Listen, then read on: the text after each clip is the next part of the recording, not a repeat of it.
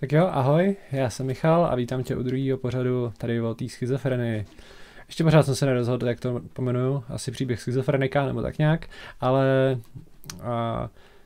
ty to asi spíš jako vidíš na tom YouTube teďka, jak se to jmenuje, nebo případně na Spotify, kam jsem se rozhodl, že to taky hodím, takže ty už asi víš, jak se to jmenuje, ale o to tady úplně nejde.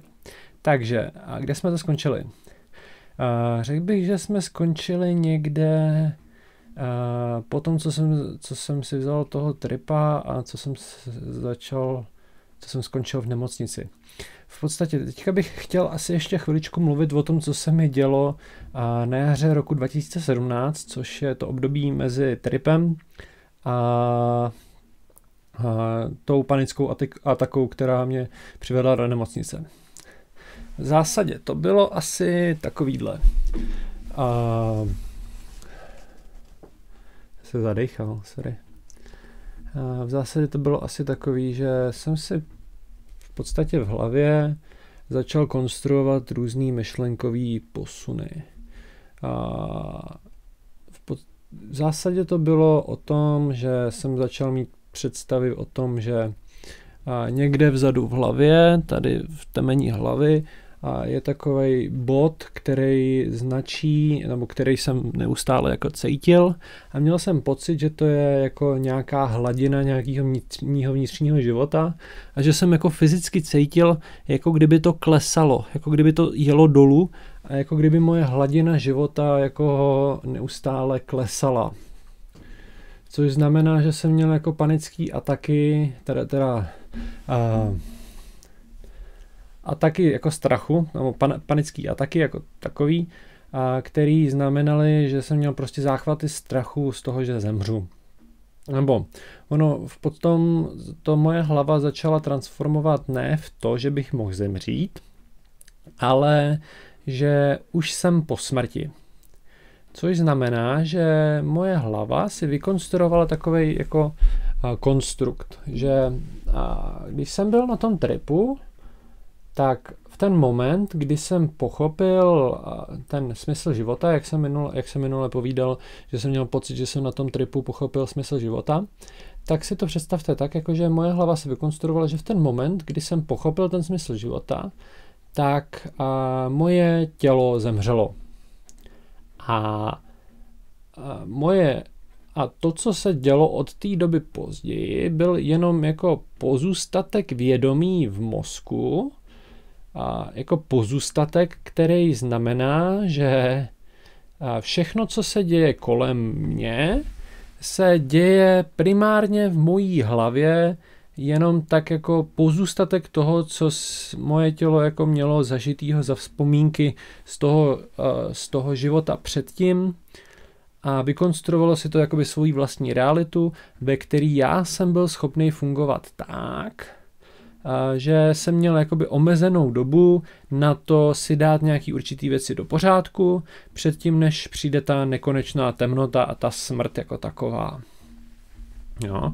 Takže já jsem v zásadě měl paranoidní strach z toho, že zemřu, paranoidní strach z toho, že už jsem dávno po smrti, do toho jsem měl ještě představy o tom, že jsem vyvolený a v podstatě takovej slabý, jo. Takový jako trošku mesiářský syndrom, že jsem jako vyvolený člověk, který má spasit tu zemi a v zásadě přinést mír mezi lidi různého náboženství, což jako ve mně přetrvává do svý určitý míry jako doteď, ale taky v trošku pozměněný míře, k tomu se budu taky věnovat jako někdy později, ale v zásadě jako tato svatá trojice. To, že zemřu, to, že jsem po smrti a to, že jsem vyvolený. A tyhle ty tři věci se v zásadě tak jako mísily, cyklily a to definovalo to moje jako žití. Do toho jsem tam měl takový záchvaty jako existence, kdy se mi třeba extrémně měnily nálady, jo. Třeba si vzpomínám, že jsem jednoho dne jel metrem do školy a jako z ničeho nic jsem prostě v metru a se začal jako neuvěřitelně jako strašně smát a jako byl jsem strašně happy a v pohodě.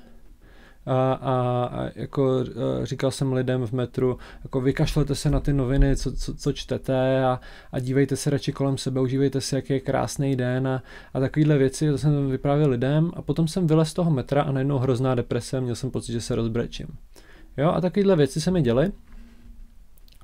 A v zásadě, když máte pocit, že už jako jste po smrti, nebo že velmi brzo zemřete, nebo že přijde ten finální konec, to byl jako strach z toho finálního konce, protože ten finální konec u mě znamenal jako totální blackout, totální černotu a vzhledem k tomu, že si moje hlava vymyslela, že všechno, co se kolem mě děje, se děje jenom v mojí hlavě, tak to znamenalo, že zmizí úplně všechno, že veškerý vesmír, že všechno, co se na tomhletom světě děje, se děje jenom v mojí hlavě, takže nic z toho, co já udělám, neexistuje a nemá žádný vliv na to, co se stane do budoucna.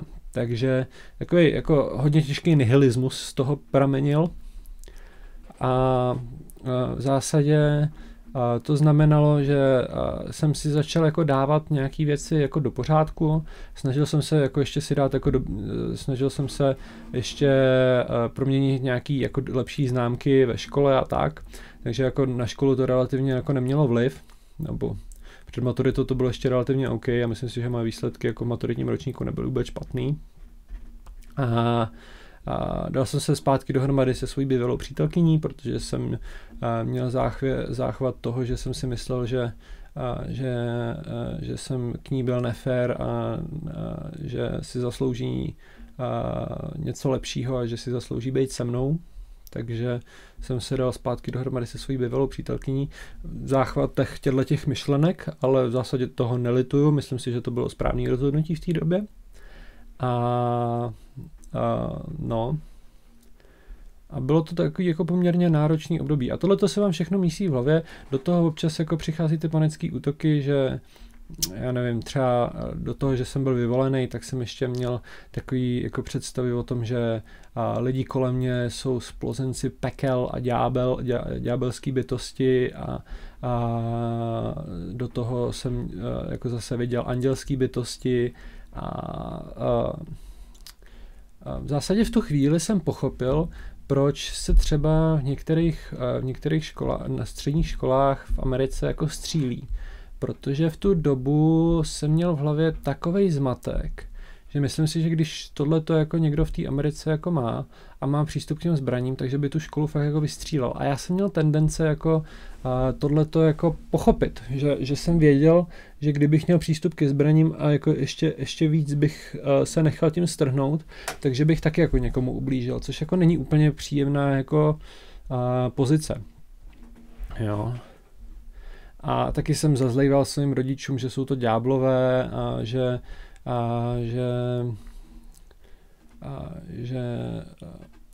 že mě nepřivedli na ten svět, že mi lhali o mým narození a že jsem byl splozený jako andělskýma bytostma a že jsem jim byl jenom svěřený do výchovy a takovéhle věci. A to jsem jako reálně s těma rodičema jako probíral.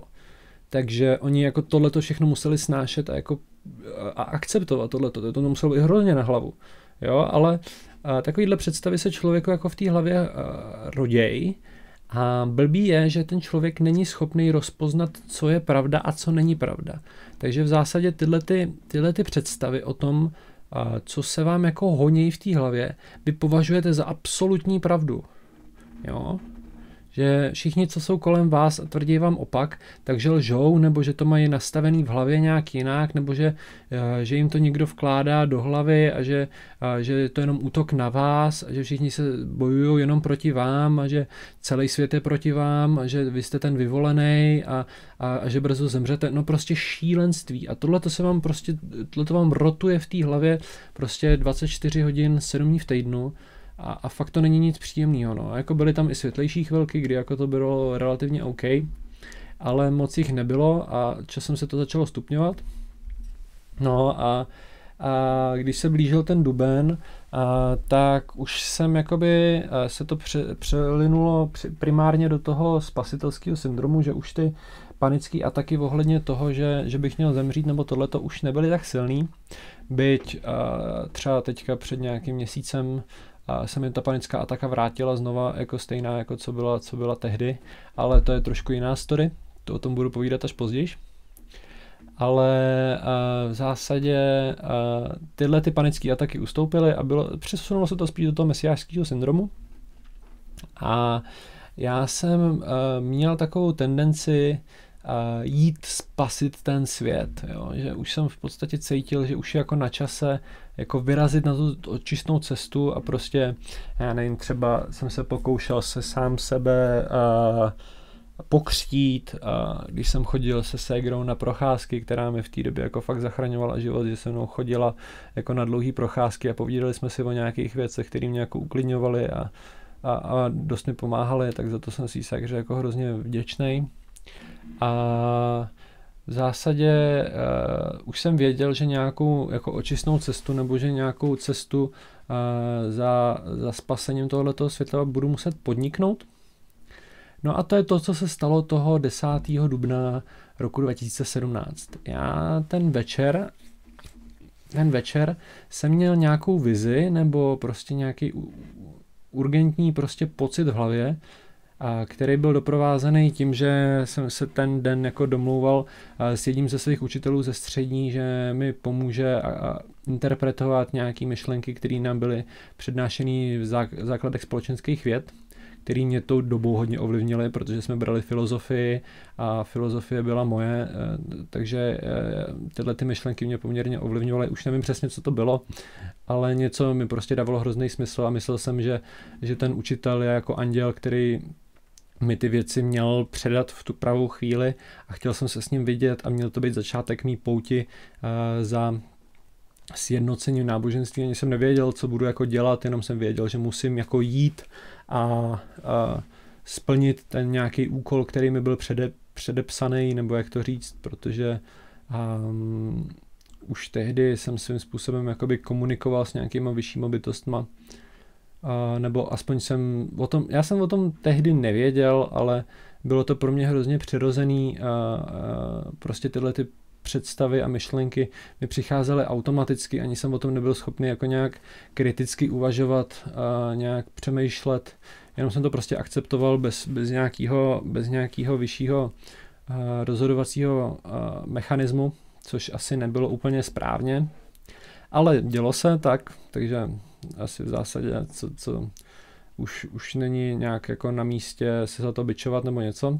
No a ten večer teda jsem měl tendenci jít za tím profesorem a nechat se nabrýfovat a začít tu moji očistnou cestu s tím, že to bude ta cesta, která sjednotí ty náboženství a prostě spasí tenhle svět. Něco, co bych hrozně rád jako udělal, ale momentálně k tomu přistupuji trošku víc opatrně a trošku z jiného úhlu pohledu. A k tomu se taky dostaneme, neboj.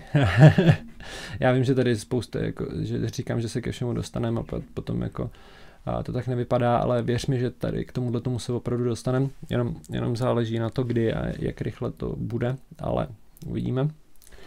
Každopádně jsem si spakoval nějaký věci, což znamenalo, že jsem doma nechal klíče, vzal jsem si peněženku, nechal jsem doma cigára, protože tou dobou už jsem si myslel, že tato očistná cesta mě zbaví kouření. Vzal jsem si telefon, nechal jsem doma klíče a šel jsem ke dveřím s tím, že jako odejdu a už se domů jako nikdy nevrátím. Což bylo den předtím. Druhý den ráno jsem měl jít na maturitní slohovou práci psát. Takže den před maturitou jsem se odhodlal, že půjdu na očistnou cestu. Měl jsem namířeno někam, ani jsem nevěděl kam. A chtěl jsem takhle vyrazit a na chodbě jsem potkal svoji mamku a ta se mě ptala, jako kam jdu, nebo co se děje. No a nějak jsme se jako chytli, začali jsme se hádat. Já jsem jako začal utíkat jako ke dveřím, oblíkat se, do toho tam přišel můj táta, s tím jsem se popral, A do toho mamka tam zmínila něco, to tak jako dávej bacha na to, ať jako neskočí z balkónu, což ve mně probudilo jako tu geniální myšlenku, že nemusím jít dveřma, které byly zablokovaný mým tátou, ale že můžu jít přes balkón, takže jsem vyběhl zpátky nahoru do baráku a skočil jsem z balkónu, což znamenalo, že jsem si slomil kotník, se kterým mám problémy do dneška. A v podstatě jsem obešel barák a tam už na mě zase čekal táta, protože to měl kratší cestou, nebudu popisovat, jak vypadá náš barák, ale berte to tak, že jako dveře z toho baráku vedou na příjezdovou cestu a ten balkon je dozadu do zahrady, takže já když jsem vyskočil z toho balkónu, tak jsem skočil do zahrady, tam jsem si zlomil ten kotník a musel jsem obejít ten barák a po té stejné příjezdové cestě jako jít pryč. Jenomže táta to měl jenom z těch dveří na tu příjezdovou cestu, takže tam logicky na mě čekal. Tou dobou už zavolali policajty, zavolali záchranku, protože bylo jasný, že tohle to není úplně jako normální chování. Takže po nějaký době, co jsme se tam s tátou jako poprali a snažil jsem se jako přesvědčit, že jako opravdu potřebuju jít a že musím jít. Přijeli policajti, ty mě nějak spacifikovali, naložili mě do sanitky a tak začala moje pouť do psychiatrické léčebny. Ještě bych zmínil, že to bylo docela od nich trošku brutální, že v podstatě ty policajti, abych se s nima nemohl tolik prát, tak mě spoutali želízkama. A já, jak jsem byl v té nábožensko-mesiářský náladě, nebo jak to popsat, tak jsem věřil tomu, že silou svých myšlenek a silou svý víry v Boha budu schopnej ty želízka přetrhnout. Takže jsem se ze vší silou snažil ty želízka přetrhnout, jenomže želízka fungují tak, že čím víc jako taháte od sebe, tím víc se utahujou. Takže já jsem je měl úplně zaříznutý jako do masa, prostě úplně utažený, co nejvíc to šlo. Byl jsem spoutaný za zády. No a do té sanitky mě položili na ty záda, na ty spoutaný ruce, takhle utažený úplně na brutál. A nějakých jako 20 minut, půl hodiny jsme jeli na ten Karlák, do té všeobecné fakultní, kde jsem byl hospitalizovaný. A za tu dobu, což byla neuvěřitelný muka, jo, to byla hrozná bolest tohleto. Ještě do toho se mi začal jako rozjíždět ten kotník, který jako taky nebyl úplně super. Takže za tu dobu, co jsem jako jel v té sanice, tak mi to bylo schopný přerušit nějaký nervy v ruce a já jsem nebyl schopný pravou rukou vůbec jako hejbat nebo psát nebo nic jako fungovat nějak jako rozumně, jo, což se potom léčilo asi půl roku nebo 3/4 roku se mi ta ruka dávala do pořádku. A taky jako docela funny story, že jenom takhle jako když se perete se želízkama, takže to může takhle dopadnout. No a druhý den ráno jsem se probudil, nebo ještě v noci oni si mysleli, že jsem byl na drogách. Oni si mysleli, že jsem byl totálně sjetej a že jsem měl toxickou psychózu, což by příznakama v podstatě odpovídalo tomu, co se mi dělo, jenomže ta toxická psychóza je způsobená aktivní intoxikací návykovými látkama a působí jenom pár hodin. A oni si mysleli, že jsem byl totálně sjetej a úplně mimo. Takže když jsem je potom v té nemocnici jako prosil o sklenku vody a tohle, tak na mě koukali, jak kdybych se úplně posral, protože přece jenom jako když je člověk na párnu, tak je jasný, že potřebuje jako vodu, protože má vyschlo v puse a tohleto. A já jsem prostě z toho boje a z tohleto všechno měl taky vyprahlo, takže se na mě koukali trošku divně, neradi mě obsluhovali vodou, protože já jsem do rána musel zůstat spoutanej, protože měli pocit, že bych jako jim asi utíkal nebo něco. Ale já v ten moment, kdy jsem dolehnul na tu postel v tom blázinci, tak jsem věděl, že je over. Že prostě moje cesta skončila a že prostě takhle to jako teďka bude a že jako a uklidnil jsem se. Prostě ta panický nával toho strachu a té agónie a tohohle všechno ze mě vyprchalo. A byl jsem relativně OK. A takže jsem tam ulehnul na tu postel spoutanej, nebo oni mě přivázali k té posteli takovýma těma koženýma řemenama, co jsou v těch filmech o blázencích a tohleto, tak ano, je to real. A byl jsem v tom jako spoutanej.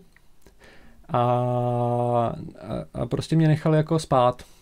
Nebo já jsem poměrně dlouho trvalo, než jsem usnul, ale jako nakonec se mi to nějakým způsobem podařilo a Druhý den jsem se probudil v blázinci a tak začala moje cesta psychiatrickou léčebnou. No. Hele, nečekal jsem, že těch 20 minut vypotřebuju jenom na ty 4 měsíce, než jsem skončil v tom blázinci, ale vypadá to, že to zase jako necháme až na příště, na moje rané zkušenosti z toho, jak funguje psychiatrická léčebna. Takže já se s tebou asi zase pro dnešek rozloučím. Děkuji ti, že jsi díval a doufám, že jsem ti trošku poodkryl, jak to vypadá, když se člověk zblázní, nebo když začne mít jako akutní problémy. A s dalším popisem toho, jak funguje psychiatrická léčebna a další věci se potkáme zase příště. Takže děkuji, že jsi tady na mě podíval a uvidíme se zase příště u dalšího příběhu schizofrenika. Takže zatím ahoj a uvidíme se příště. Pa, pa.